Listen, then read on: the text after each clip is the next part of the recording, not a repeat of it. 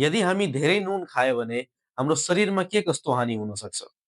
यदि हामी धेरै नुन खायो भने हाम्रो शरीरमा ब्लड प्रेसर बढ्छ र ब्लड प्रेसर बढेको कारण भोलि हामीलाई हार्ट डिजिज हुने चान्स पनि एकदमै बढ्छ। यसैगरी यदि हामी धेरै नुन खायो भने हाम्रो बडीमा सोडियमको मात्रा बढ्छ र सोडियमको मात्रा बढेपछि किडनीलाई अलिक बढी मेहनत गर्नुपर्छ, किनकि बढेको सोडियमलाई किडनीलाई फिल्टर गरेर बाहिर फाल्नुपर्छ। त्यही भएर अब किडनीलाई बढी काम गर्नुपर्छ, किडनीलाई बिग्रिने चान्स पनि बढ्छ। यसैगरी नुनको एउटा अझै खासियत के छ भन्दाखेरि नुनले हाम्रो बडीमा पानीलाई रोकेर राख्ने काम गर्छ।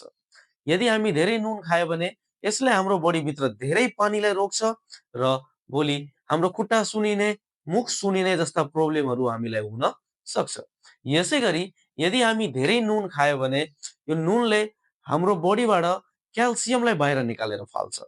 यदि हामी धेरै नुन खायो भने हाम्रो जिउबाट क्याल्सियम बाहिर जान्छ र क्याल्सियम यदि बाहिर गयो भने हाम्रो हड्डीहरू कमजोर हुन जान्छ। यसैगरी यदि हामी धेरै नुन खायो भने यसले हामीलाई स्टोमक क्यान्सर हुने चान्स पनि बढाइदिन्छ।